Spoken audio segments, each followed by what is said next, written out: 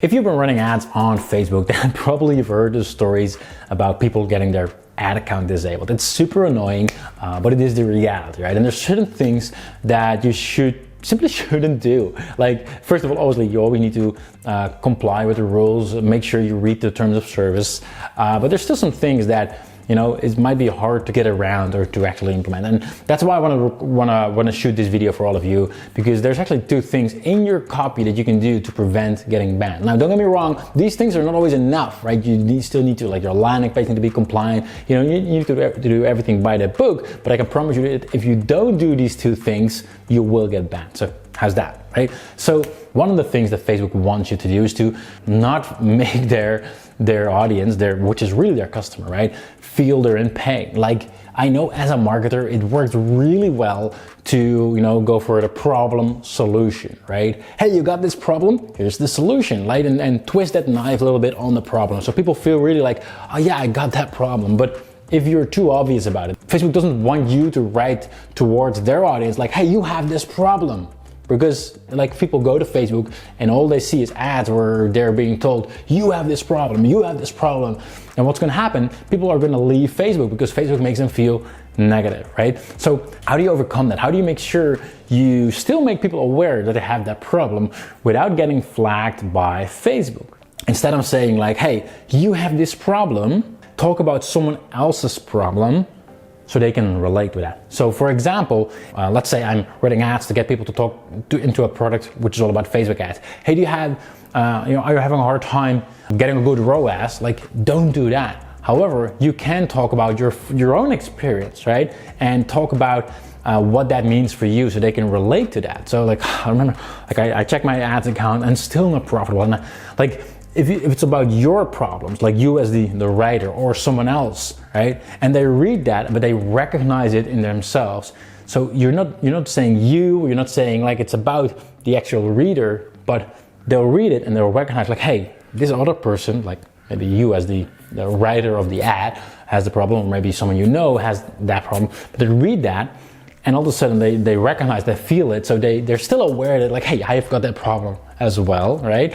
Which is the thing you want them to know about and recognize, because that way you can then provide the solution without actually saying that they are the ones that have the problem. So in summary, the first thing, make it about someone else's pain, someone else's problem, and not their own problem. And then number two, something else you're not allowed to do is to call out someone's personal attributes. Like, you cannot literally say like, hey, are you fat, or like do you feel like your belly is too big, or like you can't do that, right? Like it would get your account banned. However, what you can do is talk about what other thing do they associate with that? What emotional attribute do they associate with that personal attribute?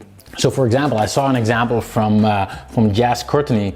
He said like, instead of saying like, hey, this is for the health space, just as an example, instead of saying like, hey, you got a bloated belly, which again, you should definitely not do, he wrote down in one of his ads something like, I'm so embarrassed, I didn't even want to look down at it. I felt like I was 3 months pregnant. And that is a good example of like, that's the emotional symptom that they have along with it. Like, it feels like I was 3 months pregnant. I didn't even want to look down. But like, Facebook's algorithm isn't going to pick that up. I didn't want to look down.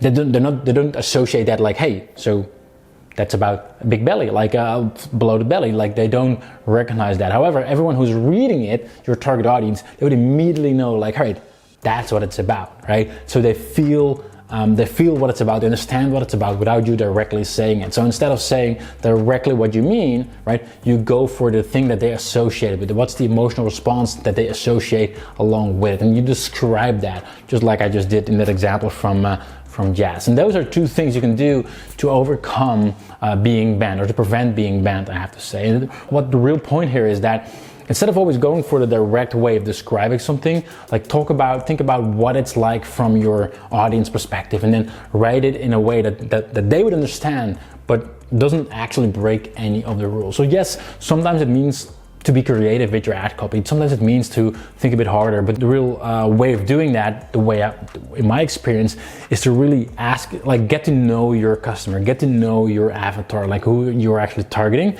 It's only when I actually start talking to actual customers of mine, and they describe what they go through, what they feel, what emotions they go through as a result of this particular problem. And that's when I realized, like, hey, well, hold on a second. Like, maybe I would personally not describe it just like this example of, you know, I didn't want to look down, or like I felt like I was 3 months pregnant. I would not come up with that myself, but that's something that, you know, when you're on a call with any of your clients or potential clients, they would say some of these things between the lines, and that's why it's so important to talk to your customers, get to know them at a deep level, understand what their problems or what their pains are, because that's what you can use to write better ad creative as well.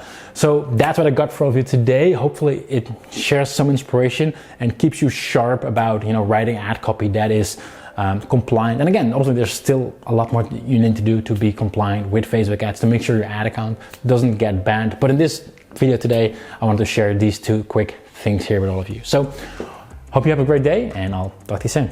All right, cut, we're done here, let's wrap it up. Oh, well, sorry, you're still there. Well, in that case, thanks for watching, and make sure to subscribe to my channel where I share marketing tips, tricks, and strategies that will help you grow your business faster. So you can click on the subscribe button right now, or check out the next video. Either way, thanks for watching, and I'll see you next time.